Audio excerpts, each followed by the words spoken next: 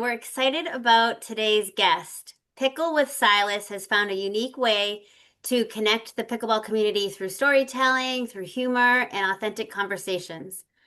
I believe he's a well-kept secret in pickleball because he's not about shit talking or drama with the pros or hyping his perspective on how to play to win. Mm, Silas is building a movement, as per your Facebook, your platform, to encourage people to build community, deepening relationships, and fostering spaces for belonging. Through his mm. community building, pickleball clinics, and coaching, and podcasts that you host, I want to talk to you about that as Pickle with Silas Pod. Today, we're talking about his journey, get to know the guy behind the camera, and hear how Pickle with Silas got started, what it's really like creating content, one of the fastest growing sports in America, get an insider perspective on everything happening in pickleball right now. And of course, we are going to have a little fun along the way. So let's jump right in. Welcome to the Real Housewives of Pickleball, Silas, Nacita. Thank Yay. you. That was very impressive. You guys do your research, and I feel We like, try. yeah, I mean, I feel like you know me. Uh, Well, we're going to get which to is know you really a lot impressive. better over the course of Yes. the next 45 minutes. And we're Yeah.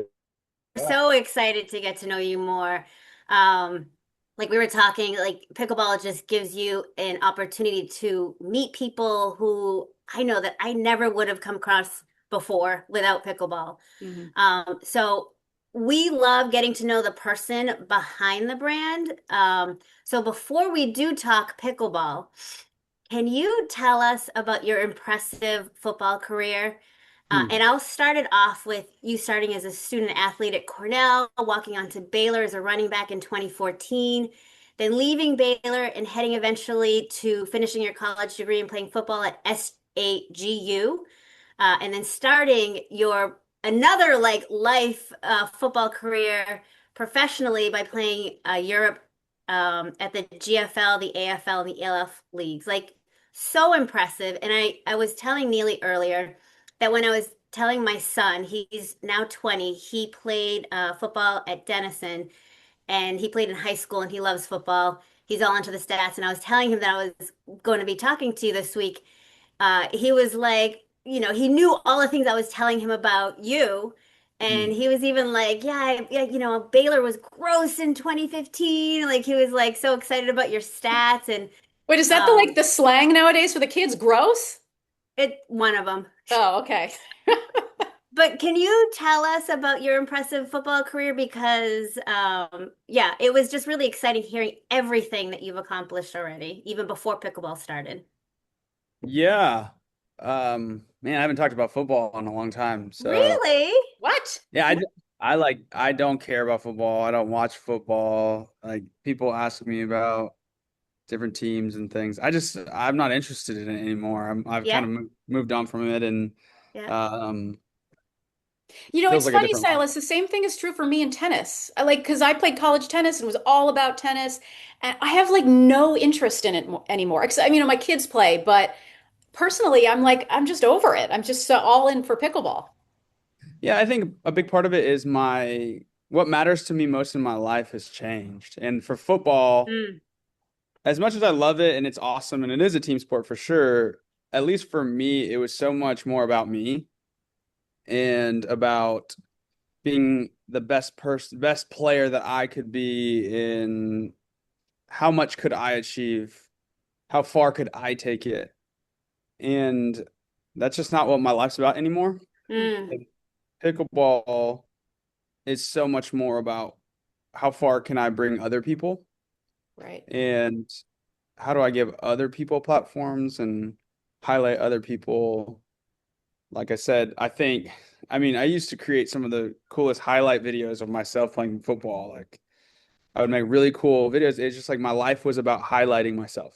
Mm, yeah. And as I have grown, matured, been transformed, that isn't my main priority anymore. I don't need to highlight myself as much. mm. And I get more satisfaction of bringing other people into a spotlight that maybe they've never really been in the spotlight. And Yeah. pickleball is just like one of the best environments that I've seen that I can facilitate that. Yeah. So, I mean, I'll answer your question, but that's kind of the context of why I don't really care that much about football. But um, yeah, I mean, football was my life. I did it all the way up until I was like my last year. I was 29. I turned 30 in my last season, actually. I think Wow. maybe I could be wrong on that. My last season was in 2023 in Switzerland, so I was like 29. But yeah, I mean, I played it to the highest level I could go to, which was professionally in Europe. Went through a lot of challenges, obviously, if you've read any of my stories. But I had a dream to play professional football, and like nothing could stop me from doing that. I You did have one fact that was off. I didn't end up going to SAGU, is what it's called, Southwestern Assemblies of God. I finished at Baylor, graduated there, and then I went straight to Europe. So I did finish at Baylor, which is partly why I'm still here in Waco, where Baylor is. Got it. But yeah, I mean, I think the story is that football for me was pursuing a life for my own glory and my own achievement and accolades.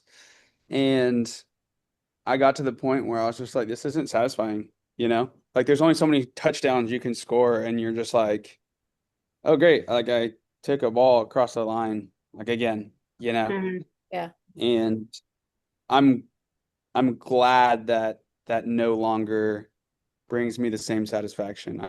I I I like that I'm not that interested in it anymore. And Yeah. that's not to say that you can't love football and watch it and stuff. That's just my personal story. Mhm. Um, so yeah, You and I had think yeah, go ahead. Oh, no, I was going to say, well, it sounds like you've had quite an evolution. You had a tough childhood. From what I was reading, your mom was a single mom of four, and you had a difficult relationship with her. I think that's what I read during your youth. Maybe you can tell us a little bit more about that time of your life and maybe how it's informed, like who you are, maybe who you were growing up and who you are today. If you look back on those experiences and how that informs like how you want to live your life today. Sure. Yeah. So my dad left when I was two. I was the youngest of four. And at that point, my mom wasn't working. So like she went from stay-at-home mom to I got to provide for four kids. And if anyone who's ever experienced that knows, women are incredibly powerful beings that, when necessary, can really tap into that masculine trait and survive, provide, do everything they need to do. And that's what my mom did. Hmm. So she worked three jobs. Like we moved around a lot. She did everything she could, but partly because of that, there was really there wasn't a lot of the feminine side of her in my life. Mm, So my mom took on both these roles, and I didn't have a ton of just connection with my mom, any parent. So yeah. very neglected as a child, and I kind of found all of my sense of connection, value, worth in sports, in achieving things, because as a child, you are designed to need that connection and that care. I have a daughter. She's 5 months old, Mm, Oh, and this congrats. is my first daughter. Yeah, thank you. what's her name? And her name's Ember. Oh, Ember. Oh, Yeah, pretty. just like Fire. absolutely, that's a just cute age too. the most beautiful thing in the world. Oh, But I'm like so aware of the fact that she needs to know that she's so wanted and welcome. And it's not based off of anything that she does, Hmm. not off of any achievement, not how fast she develops or whatever. And I just want her to know that, because I can look back on my life and see how much of a gap it left in my own life. And Mm, yeah. so circling back around, how it shaped my life is that it put me on this journey of trying to earn a sense of belonging and earn a sense of value based off achievement in anything, but the realm specifically for me was sport. hmm And so if we fast forward to today, after kind of a huge transformation in my life where I feel like that gap was filled, Mm. I can look through that lens of everybody just wants to belong. Everybody wants to believe that they are valuable and wanted despite how good they are at whatever the thing is. Mm. And so if you look at even my content, like what I'm creating falls through that lens of people belong and they're wanted and they're worthy and their story is important, even if they have a negative point 0.5 duper. Mhm. Yeah, I agree. I think that feeling of belonging, you know, whether it's just getting out on the court and playing in an open play, whether it's entering a draw that maybe you think is above you, whether it's just taking a risk somehow and asking somebody to be your partner, it's just like whatever it is, it's like you belong here. I'm huge on that. So I really appreciate that you're kind of tapping into that as well. Yeah. So can you, okay, not to change gears so quickly, but can we go from that part of your life into like how did pickleball start for you or how Yeah, did you because get it's into kind of a pickleball? interesting like football that because you think Tosh, right, Yeah. like there's so many people coming from tennis backgrounds or even other racket sports, squash, badminton, and like that those sort of ping pong, those sort of make a little bit more sense. You don't often hear a lot of people coming from like football to being all in pickleball. So I'm curious, yeah, I am also curious about that transition. Yeah, that's a great question. I finished playing football in 2023.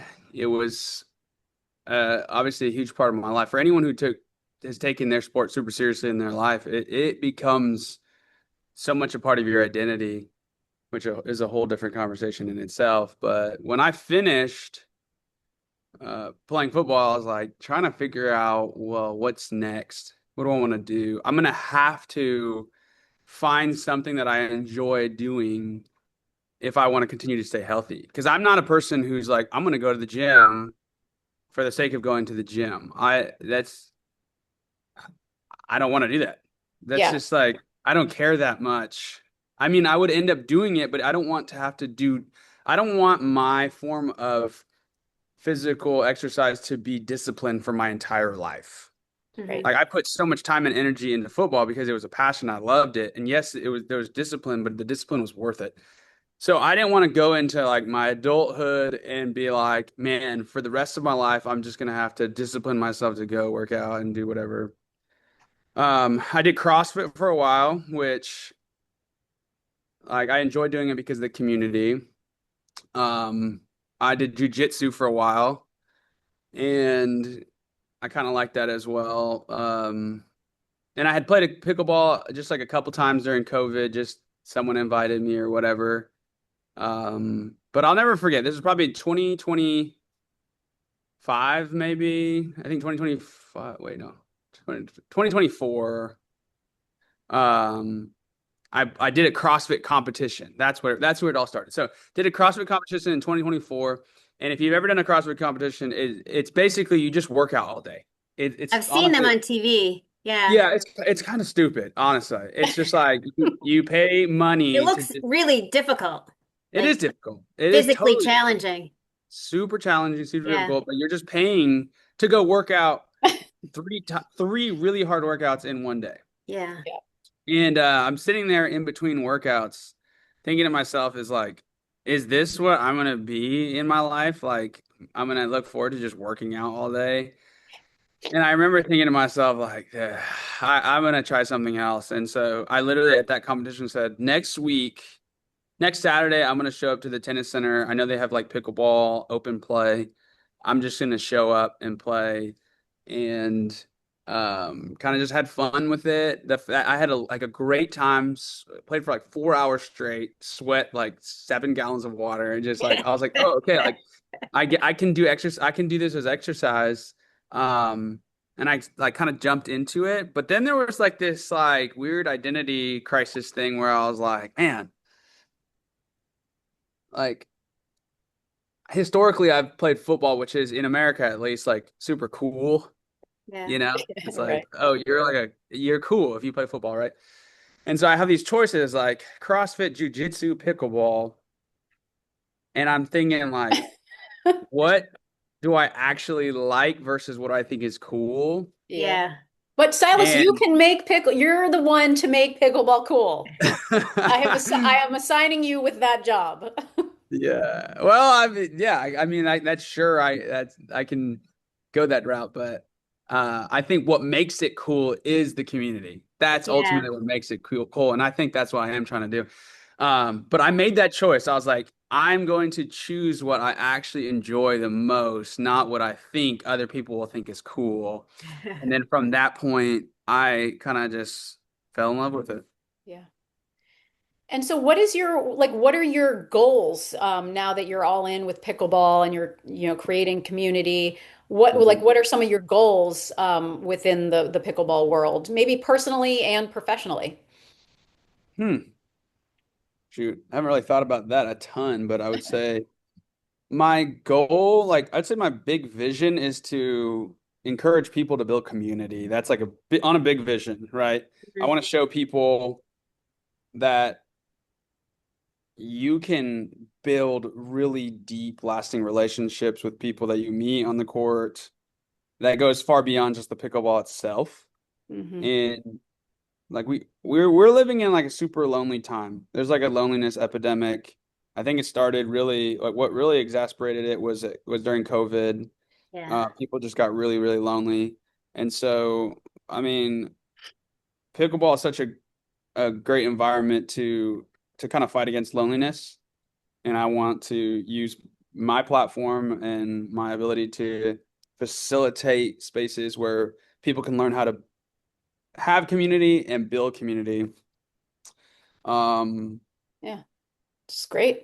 yeah, I don't really have like I feel like I'm good enough to where I'm like I don't care that much. The next step for my like skill level would require a level of commitment that I don't really care to give to that. I would Okay. rather put that time and energy into creating content, creating events, creating spaces for others, helping others. Um, Yeah. And what really. are like tell us about some of your like events and like what are like the would have been the more popular ones, the events you're doing for the community? Yeah, I mean, so it's just started by the clinics were like my first thing. Like, it's like, what's a good way to get people together? Well, I can give a clinic. Mhm. Because I mean, we don't have a lot of I don't think we have any 5 players in my city. Um, and I'm probably one of the top players in our region. And so, um, if you were to say, "Hey, everybody come out and we're just going to talk about why community matters," like, I don't think many people are going to show up. But if you say, "Hey, I'm going to give a clinic on what it will take to become a 4-0 player," a lot of people will come. And Yeah. so clinics are the way to like get people to come because it gives them what they want, which is to be better pickleball players. But then it's also the opportunity to kind of cast vision and push the messaging that, hey, you're so much more than a pickleball player, and here's why. Yeah. Mhm. Yeah, speaking of community, like as I was kind of doing my research on you, I was seeing that you're really into lifting up young men. And I was thinking about it because like I don't know, it was like starting in the 80s and the 90s, there was this whole movement to kind of uplift girls and young women. And, maybe they had been neglected in previous decades, and it was a wonderful thing, girl power. But there have been articles and things that have come out that have said, in our zeal to bring up girls and young women and uplift them, maybe there was some attention that was taken away from boys and young men, and they were a little bit neglected in the process. And you can see that now, like with girls and young women, they're sort of surpassing young men in a lot of different areas. And so I'm curious to know, like, what has been your experience working with young men, and are they talking about feeling left behind? And what are your thoughts on all of that, really? That's a great question. Great question. I think young men lack identity. I think I'll speak from my own experience, and I know that it's a lot of people's experience because the statistics show that 60% of marriages are like end in divorce. So there is a very high number of young men that grow up without fathers in their home, and if they Mm. are in their home, they're not super present nor vocal about who their son is or who they should be or what a man is. Mm. My experience growing up without a dad is like nobody ever told me who I was.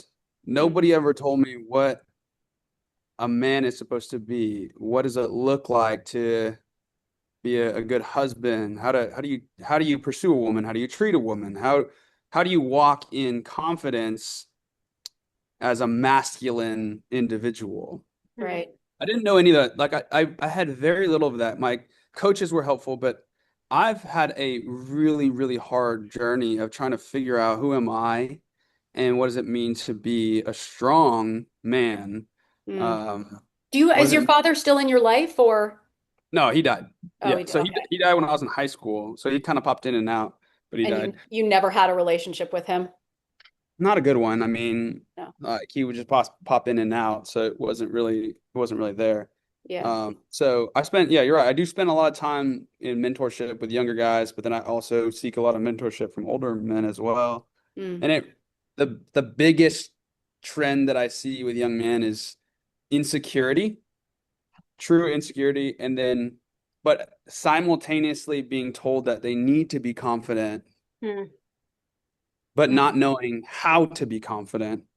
Yeah. So that it's really you have a lot of insecurity underneath that is not actually being addressed because everyone tells them they need to be confident, but Yeah. not actually giving them the tools to be confident. And then it ends up coming out usually in unhealthy ways, Hmm. avoidance of real issues, avoidance of poor leadership, avoidance of like childhood wounds and issues that keep coming back up. Well, and And that's so, another part of it too, is like young boys aren't, and maybe it's changing a little bit, over time, but I think young boys and young men are not really encouraged to show their emotions or to told that it's okay to be vulnerable and to talk to other people about what's going on in their inner world. So Mm. it's like yeah, all these things, it's like a confluence of all of these things. Yeah. yeah, totally. So I think let's talk about like toxic masculinity, right? So there's this idea of toxic masculinity that is kind of a blanket statement for most men in terms of how men interpret it. It's like this blanket statement that if you really embody like very masculine traits, that's a bad thing. Right. But it's not like earlier in this podcast. I talked about my mom's ability to be masculine and how important that was to for our survival. Hmm. Right. What we needed was a masculine presence so my mom could actually tap into the other side where she was like, we're provided for, we're secure, we have what we need. I can be softer with my son.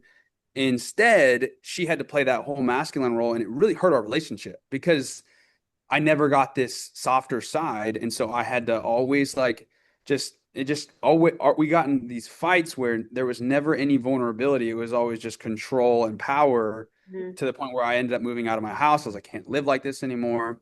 Mm. And so I think like true masculinity is security, and true security is the ability to be vulnerable and say, hey, this is where I'm weak. This is where you know, this is where I'm not, this is where I'm insecure. This is where, I have these issues. When I'm secure, I can acknowledge my issues. Mm. When I'm insecure, I cannot acknowledge those issues because I'm afraid of them, right? Right. But if nobody ever like teaches me how to be vulnerable as a man, and I get to watch that and be like, oh wow, like there's a strong, confident man, but he's also sharing his weakness with me. I like I can also be vulnerable. Then you as a boy, you start to learn like men can't be vulnerable. Men can't share their emotions. And I'm not going to talk about those things. Like and I'm speaking from experience because majority of my life I can't like you don't cry. Men don't cry, and you don't talk about your feelings, you don't talk about your emotions and all those things. Um, and It's so deeply ingrained that yeah, all those myths, right? It just, I mean, Yeah, I'm giggling to myself because like, yeah, that's such a like deep social toxic, understanding, but like, but it's so not true, and it's so not what a young man needs. yeah, correct. yeah, Yeah. And so It what, gets me upset actually. I have two boys, so it gets me yeah, upset because it's yeah, my heart really goes out to boys to, yeah, as they grow up because well, they and especially ones with no fathers in the homes, to your yeah, point, Silas. I mean, yeah, that's something that I think, not having a father in the home is, um, it can really affect your outcome in life. And I don't think it's talked about enough. And maybe it's because it's not politically correct to say it. I mean, single moms are doing the best they can, and yeah, there are many examples of children who come from single homes, like yourself, Silas, who make it work and turn out to be great people. And but it makes it a hell of a lot more difficult, I think. yeah, yeah, yeah, absolutely. 100%. Like I could talk for hours, hours about the ways growing up without a dad has hurt me and made me just set me up for failure because I just didn't know. Like I'm literally, a young man thrown into this world without direction, and I'm just using all these things that I see in the world or on movies or on social media of what how a man's supposed to be, and then I'm just grasping for it. And I'm right. like, I guess this is what a man does. A man does this. A man doesn't show his emotion. A man doesn't cry. Mm. Um, And and now so multiply that with the kids having access to social media. yeah, Yeah, absolutely. Where yeah, everyone else is better than them and they're never going to be good enough because there's somebody who's better than them at something and they can see it every single day. yeah. Yeah. No wonder your focus was highlight reels, but like I can see where that comes from, like a deep-seated need to create that. And it's, kudos to you for being self-aware and having just enough awareness to kind of move past that phase in your life.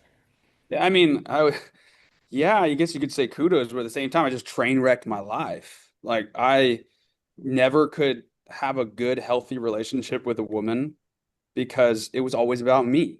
Everything I did was something to fuel my this hole in my heart of am I enough? It's this ego. It's like um I think that's a huge part of the reason why that men can't ever be satisfied with one woman is there's this hole in them that needs to be validated, and one woman validation is not enough if you have a hole in your heart, you Right, know? But if you're right. if you're wholehearted, WHOLE, Yeah, like now I'm like, oh, I don't need the validation of all these other women.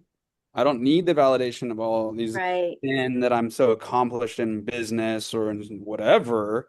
Right. Now I can just be a dad that's present, a husband that's available. And I'm speaking as someone who's still trying to be a better husband and now father.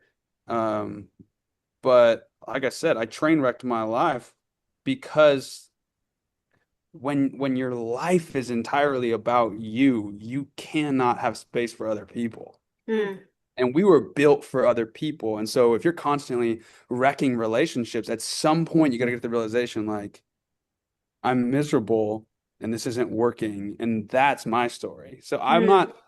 I wouldn't say like, wow, like I'm awesome. I figured it out. It's more like I've ran into a wall so many times that I'm like, I got to do something differently here. The Yeah. definition Well, of insanity. right. Yeah, We're all works in progress. Tosh, I don't know about you. I love where this conversation has gone. I mean, this is what I love about the podcast is that, we're technically a pickleball podcast, but here we are talking about, some really profound issues. life. Yeah. Life, pickleball is life. Right. Well, and it all makes sense now too. Well, I don't want to say it makes sense now, but like of course it makes sense to you. This is your life. But in listening to you speak this to us, I see how that belonging is such a deep yearning, or how much meaning it really how much it just means to you to have to really not only like now that okay, you found the way through your way through your life. Um, now you want to share that part of it with other people and make sure that other people understand the same thing, which we all do, but yeah, to have someone actually be a steward of that and to like proclaim it is like, oh yeah, you're right. Like yeah, like let's do that thing Yeah. of belonging. Like we all do belong and we all do want community and we all do want to be with other people and not be lonely. And be with each other and just see each other as we are. Mhm. It's so yeah, it's an admirable what you're doing and how you know you've really taken this on because what you've created so what we see is from social media from your page because we're not in Texas um which is a double sword because like it's great that we got to meet you and to have you on our podcast and to really get to talk to you um but all we see is through your social media, which is still great because you highlight a lot of people. Like I think Doug is one of them, right? One of your really good friends that you met through pickleball, that you highlight on your Instagram. What a great relationship you have with him. And I love, yeah, the content that you put out there with him. But so my question is like, so you found pickleball in 2024, you told us about, or like at your CrossFit competition, you were just like, I'm gonna try this thing. You go to the tennis center, you try the thing, you're like, you're playing for 4 hours, you're sweating buckets, and then like, what was the next step? Like, what got you to where you are now? Like, how did you make your way through pickleball Mhm. from Well, there? it's interesting. So I got to the tennis center at 8, which is when open play started, but there was already a group of people playing, like on like kind of the farther courts. And so I was like, why are they here? This was supposed to start at 8. And And why did they so call this sport pickleball? Like, yeah, what am I doing yeah, here?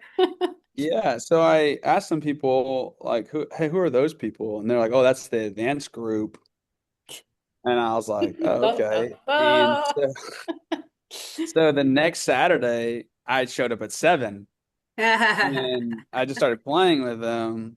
And after about 20 minutes, someone came up to me and said, hey, like this was, we have a closed group here. Like, you got to go. And I was like, no worries. I kind of figured that was going to happen. I just wanted to get in there. You know, I was like, if I can get in Yeah. there, maybe I show them I can like play with them. Maybe they'll invite me back. What was it? Was it just like because it was like the advanced group? You like you wanted to like see what pickleball was really about at the next level, or like did I you mean, want to just coming from my athletic background, I have a competitive advantage to most people that go onto the court. So like, I probably started at, I don't know, 3.0 plus level, you know, like even just from my background. But I wanted to naturally, I'm an athlete, I'm a competitor. I wanted to play with the best people. Like, yeah, oh, they're the advanced group. I want to play with them, you know. I want yeah, to be able to prove myself, and yeah, maybe some of it isn't the most healthy thing, but whatever. I got out there and started played with them and got invited back, and I just knew like from my sports background that if you want to be good at something, you got to play with good people. yeah, And so once I got invited to that group, then I started to play more. And when you play with more serious people, then you're gonna get more, you're gonna get into it faster. yeah, And then so that's how you find a group of people, and then you start getting invited. And my whole goal of that second time through was I want to be invited. I want to play, and I want to get invited You want back. to be hmm with the cool kids, yeah. Yeah, I mean, maybe not even necessarily the cool people, but just as like Right. I want to be with the like who are the people that really know what's going on. I want to be with those people. Yeah. Yeah. yeah, So um that's how I started getting in with that group. And then over the course of a year, I just started playing more and more and building relationships and doing that whole thing. I never intended to make content. That was never a thing. okay, Um, it was probably over a year after playing with all these people that my friend Justin Um, I started making content because I wanted one paddle. I wanted a company to send me one paddle. Oh, geez. That's Like amazing. Did You're it preaching I happen? to the choir, Silas. like Yeah. I was just like I don't want to pay for a paddle. Like the paddle's 120 bucks. I don't want to pay for that. Like maybe if I make some content, someone send me a paddle. Well, now I got 100 paddles and I just give them away because I don't want them. Don't give Yeah. me any more paddles. I don't need I'll another take them. paddle. Send me some. Yeah, I'll send it to you. But so the content didn't come for a year later. But what's really cool about my content is the community that you see in my content isn't it wasn't content. It's my actual community. And Yeah. it's the community that I've built over the last year. And so the relationships you see it, part of the reason why it's so organic and authentic is because these are my friends. It's not me being like, hey, let's make content for my page. It's like, Right. let's Right. just be us and I'm gonna show the inside of my community. Yeah. And I'm curious because obviously you have this athletic background. You were an elite athlete in football at the collegiate and professional level. And I'm very interested in, I always have been in the mental side of things. So I'm curious to know what are there any transferable things from the mental side of football that you have brought into pickleball or that you teach your community about? Yeah, for sure. I mean, every sport uh has like the mindset is the same. If you want to compete your best, I call it true play. So if you really want to be your best, you have to enter a state of true play. And play has nothing Mm, to do with result and yeah. everything to do with process. It has everything to do with like, I just love being here and I love the action of doing this thing so much. I care about it way more than the result. So when that is the case, you remove fear from the equation. Fear is the thing that stops you from being the best player that you can be. It Hmm. is for everybody. When fear's not involved, when your identity is not attached to your sport, when your worth is not attached to the result of what you're doing, you will compete at your best. And that is universal across every single sport. Yeah. How was, That's sorry, Touch, I'll let you jump in, go but ahead. it is so true. And I have been trying to get myself off of this idea of results and outcome. But it's hard. Like you still you want to win, and after a tournament where didn't place where you wanted to place, you're it's fucking hard. Like I still find myself getting wrapped up in results and outcome, and I don't know like what the answer is. It's just to keep plugging away and remind myself that it's the journey and it's the process. But it's still just really hard. Yeah, for sure. I mean, and you have to celebrate what you want repeated. And you have to, and if the reality is we live in a society where the process is rarely celebrated. The Mm, result is what is celebrated. hmm. People don't celebrate, take content creation. Hmm. Nobody celebrates you for making 50 videos. People celebrate you when you get 50,000 followers. Or when you make those 50 videos and in every video you're still scared as shit to even get on and to take a video of yourself and you're like, I Yes, don't know, I shouldn't do this. exactly. Yeah. So what you have to do is you have to celebrate the thing that you want. First off, I'll say this. You have to just define success, and then you have to celebrate every time you hit that success. So if success for me is going out and playing without fear, regardless of the results, then if I do that, I have to find some way to celebrate that. I have Mhm. to find some way to reward myself for that new definition of success because I'm currently operating at this old one, which means that winning, I can celebrate when I win, and that's it. Hmm. What is really helpful that I found is you have to surround yourself with people who are all celebrating the process as success because when you're in that environment of people that are constantly celebrating that and they're not really fazed by whether or not you win or lose, then you're going to begin to redefine success the way you want it to be. Mm. Like, if you have people that, like, say you win a tournament or you win a match, but you had a bad attitude and nobody, like, your friends are like, we're not that impressed because we all have decided that that's not success, then you're less likely to do it more. And so I just celebrate what you want repeated. And to your point, Neely, like, yeah, it's super hard, especially because there's a factor of it that if there's any part of you that is still tying your sense of value and worth to results, that's going to be a lot even tied to stuff maybe in your past that you're going to have to deal with. Like maybe your mom or your dad celebrated you way more when you won, but didn't really care when you lost, and they didn't really pick you up when you gave your best, but you lost anyway, you know? So there's a Yeah. lot in people's lives that is going through. And so I always try to have that lens, even when I'm playing on the court with someone who is just like the douche of the pickleball court, right? The Right. guy Yeah. that is like, everybody hates that guy because that's the guy who's calling balls. He's like hooking everybody. He's calling in balls out, out balls in. He's not paddle tapping. He's just has an attitude. He has all these things, right? Everyone hates that guy. Well, I'm looking at that guy and I'm thinking that dude he probably was never validated by his father. Mm. He probably wasn't ever affirmed. Like he probably is looking so much just for someone to recognize him and see that, hey, you're good at something, you know?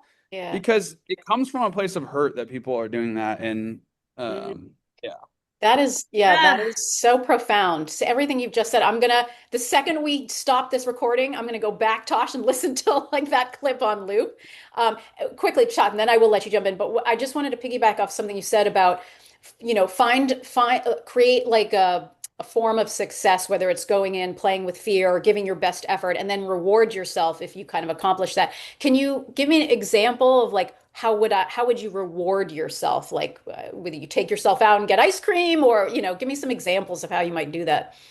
Yeah, I think that's a great question. I think the first one is to say out loud.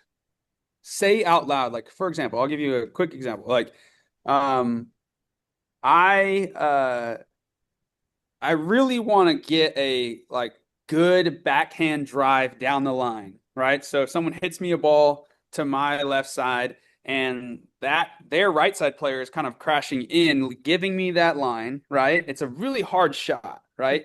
But I want to learn it. I want to that like for me, success is learning and trying new Mhm. things. So if I go for it and I barely miss it, I might say out loud, like, you almost had that. You'll get mhm. that next time. Like you're kind of talking to yourself. That Right. in itself is a reward, Mhm.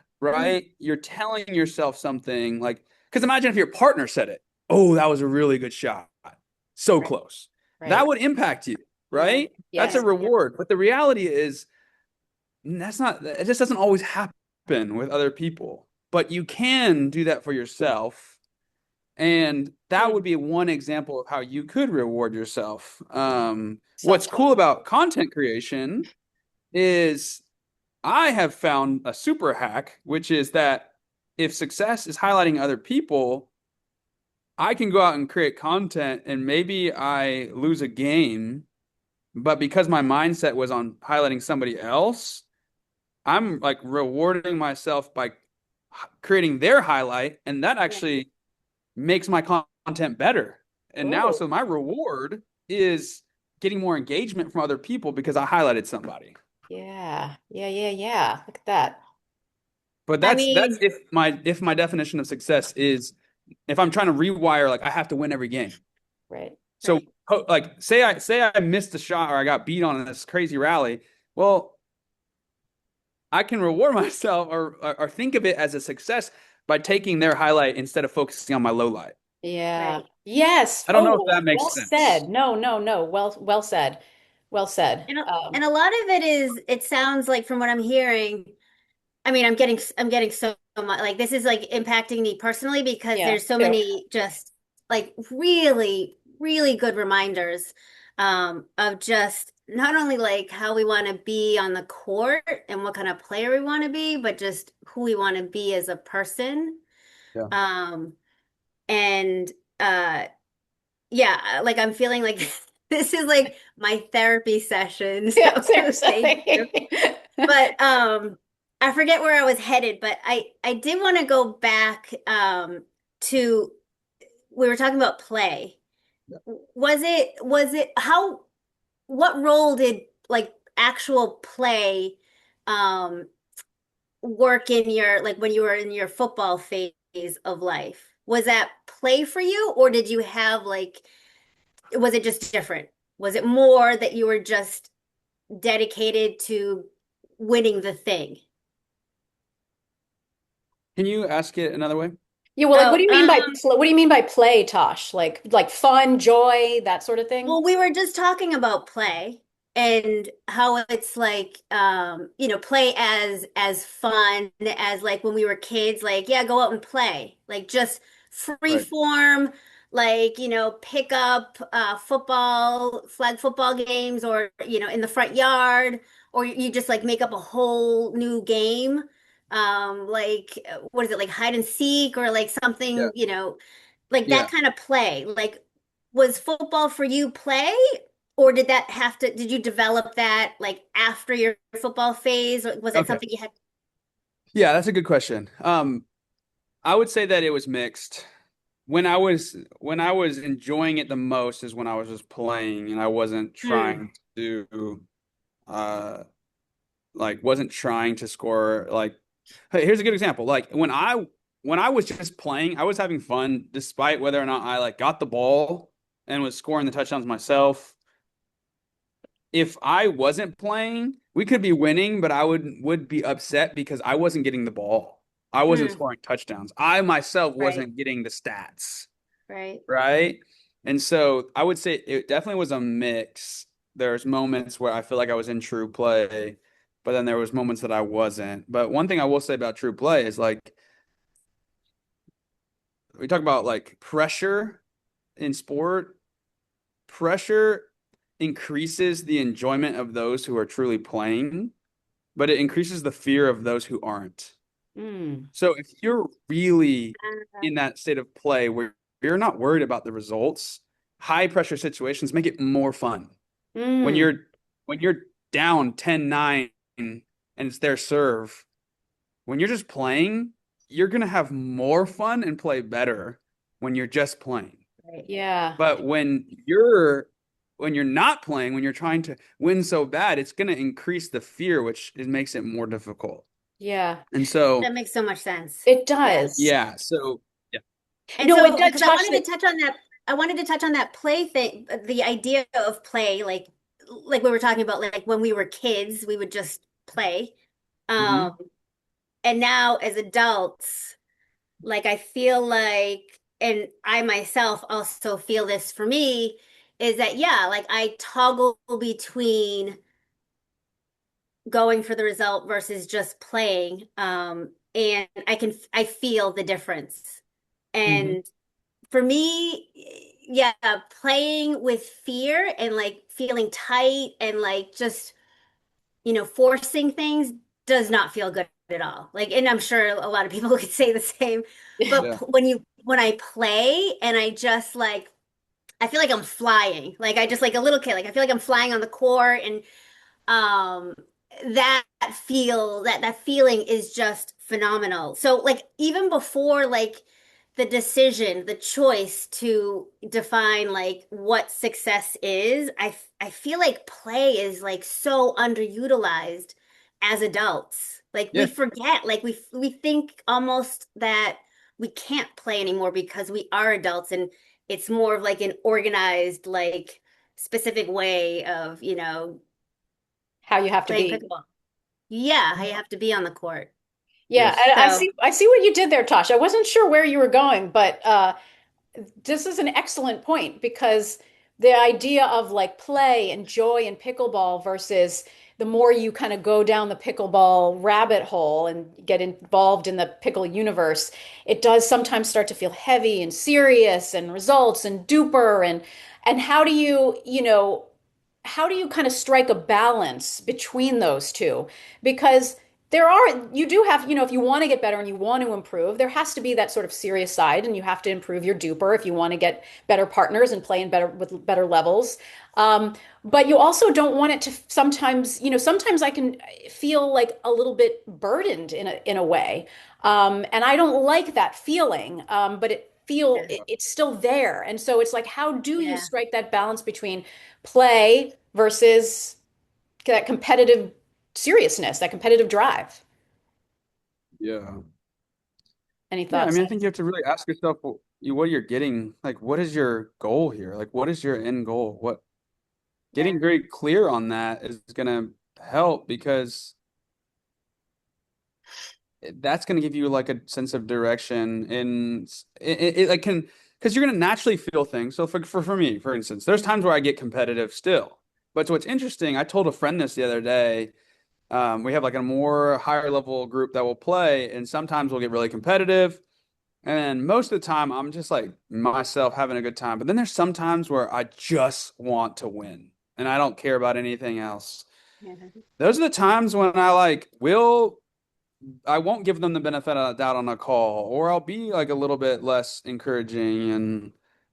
And I went and told him the other day, I was like, I'm basically being vulnerable. I was like, yeah, man, honestly, if you ever see me that way, it's probably because I'm going through something outside of it, and I'm using this as a way to feel better about myself. Mm, Yeah. Like I want to win to feel better about myself. It's Yeah. not you, it's me. And so it still rises up, but when I'm clear on my overall goal of like, my goal isn't to be the best pickleball player in the world. My goal is to win every single game. My goal is to uh just play for one, have Yeah. fun, and then two, build other people up.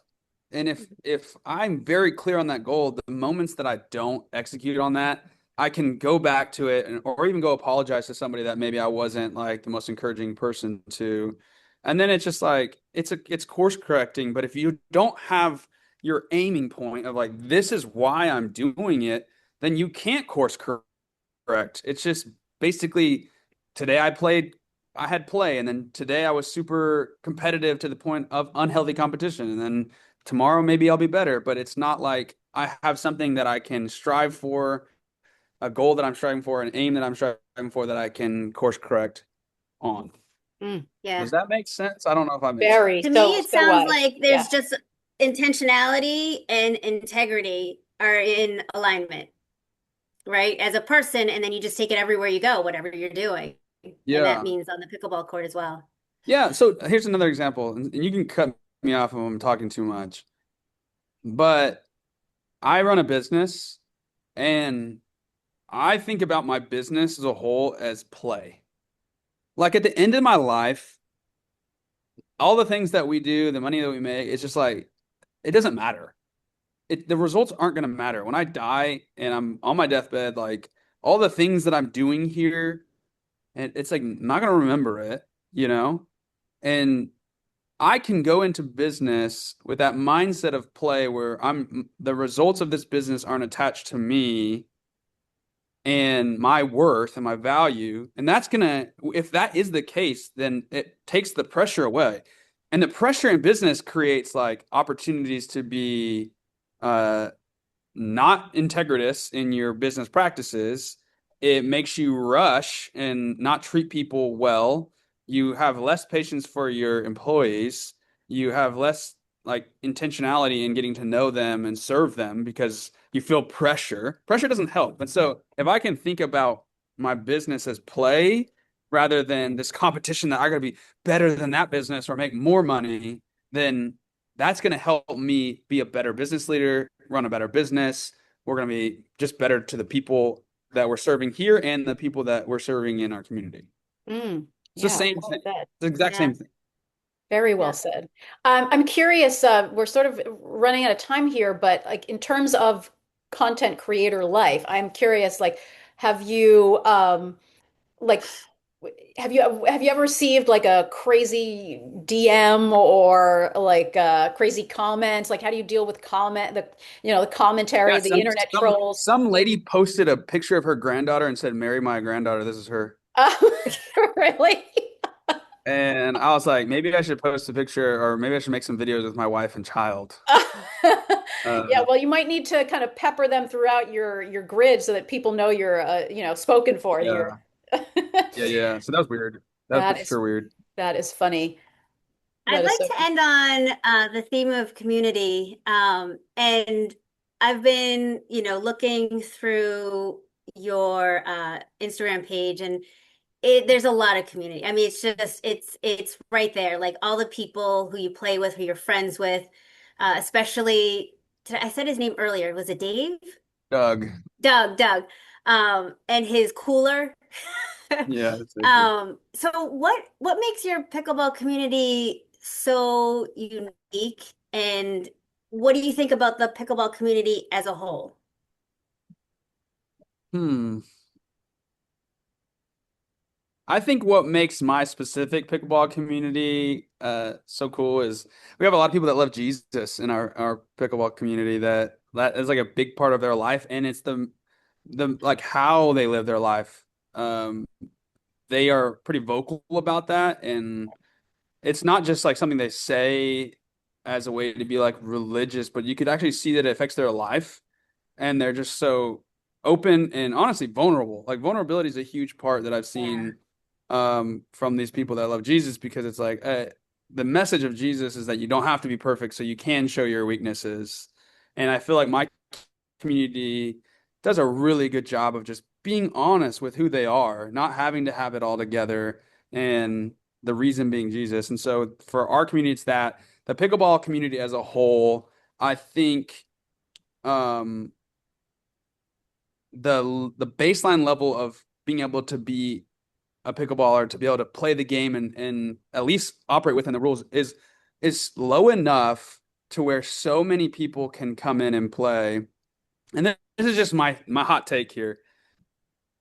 The more naturally gifted you are at something, the easier it is to be prideful about it.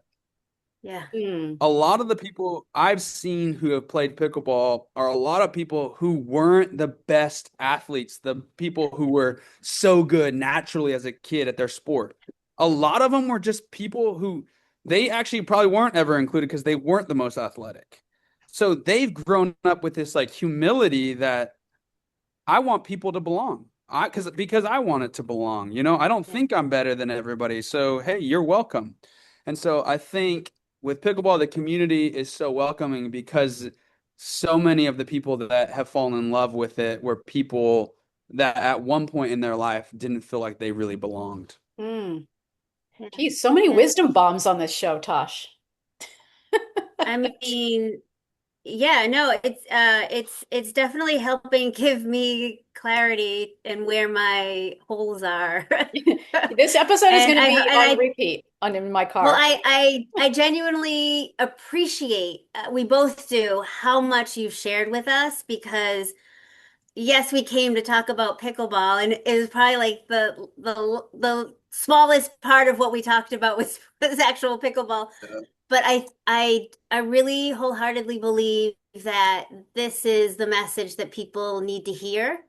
Everything that we talked about today, from community, from belonging, to play and redefining maybe what success means to you, and just being intentional with who you are, who you want to be, Yeah. and how you want to show up wherever you go. Yeah. Um, All Thank right. you Well, so much. yeah. Well, we're gonna Yes. round Now out the the fun show. part. Now Yeah, the fun part. now the fun part because we do this with Yeah. Okay. all of our guests, like a little rapid fire. I know Sweet. that you're not involved with football anymore. You have no interest in football anymore, but this rapid fire is going to be a football versus pickleball situation, okay? All All right. right. So here we go. And It might just lean a little more on the pickleball side. We'll see. well, Okay. we'll see. We'll see. And Yeah. just, spit out whatever answer comes instinctually to you. All right. Okay. Okay. Harder to master, football or pickleball? Golly. I mean, they're such different sports that maybe it's not an apt comparison, but Yeah, I mean, yeah, football. okay. If I'm Um, gonna pick It's like one, you didn't want to say football. say that again? It's like you didn't want to say football. No, I didn't want to say football, but I'm just like, if I can pick one, I'm gonna say football. okay. Yeah. Which sport has tougher trash talk? Football. Yeah. Okay, bigger adrenaline rush, running out of the tunnel or championship match point? Ooh. Okay, running out of the tunnel. Ah! Hopefully we're not like converting you back to football because all your Right? I No, all right. know. This is Um, good, Neely. It's good. I'm being honest. okay, Yeah. which sport is harder mentally? See, this is tough because it's like the problem with these questions is you're talking about like when I'm my perspective of it's like two different. It's almost like talking to two different people. There's like Well, football that's true. Silas and pickleball Silas, Yeah, Right, yeah. that's true. you That's a good know. point. And so it's like when I was younger, my mind wasn't as strong, so that was way harder. But my mind is much stronger now. I feel like so. It's like, Yeah. but if I get to pick one, I'm picking football again. Okay, all So right. Which sport leaves you more exhausted? Like after a football. really tough football. So wait, after like a really tough football match, you're more physically exhausted than after a really tough pickleball match. I'm gonna send you a video clip after a game that I played in Italy where like my back is just absolutely wrecked by Uh, like well, cuts that and bruises and oh God, that is true. I mean, That's it's why I'm it's they gonna jump in I'm gonna ice. send it to you so that you can clip it in this. okay. Okay, All right, yes. there we go. Okay. Perfect. Um, all right, let's see. Which fan base is crazier? I mean, I think probably that's obvious. I don't know. Football. Football. Okay. But you know what? Pickleball is a new, obviously football's been around forever. Pickleball is a newer Yeah. sport. And as it grows, Yeah. maybe the fan base will become even nuttier than, you know. All right. Yeah. Okay. Would you rather score a game-winning touchdown or win a PPA gold medal? At this point, PPA gold medal for Okay, sure. yay, we All got one right, for pickleball pickleball. Okay, one football skill that surprisingly translates to pickleball. Um, shifting like back and forth. I was a running back, and like a huge part of it is like shifting really quick and then like exploding through like the gap in the O line. Okay, So like a one. lot of times when that ball is when someone speeds it up to the middle or something and I'm on the left side, you can shift over really fast. okay, gotcha. All right, better teammate, football locker room or pickleball partner? I feel like there's a lot of camaraderie in that football locker room. I feel like that football locker room Yeah, is just a football locker place. room. I mean, like that's like historically, like like football is like going to war with your brothers, you Yeah, know? So Yeah. okay. All right, all like right. I love Doug, but we're not going to war together. We're going to sauna. Well, maybe you need to start approaching it like that. You're going to war on the pickleball court together. Okay, which sport? Okay, this is interesting because I was trying to think in my mind, like, I mean, I know nothing really about football, but which sport has more strategy? Football. Football. It's 11 people versus 11 people. That you have to have more strategy than two Yeah, yeah, versus. yeah.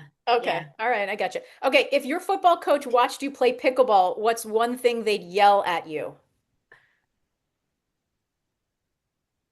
Ooh, that's a Oh good one. man, what's one thing? Golly. We could come back to that one.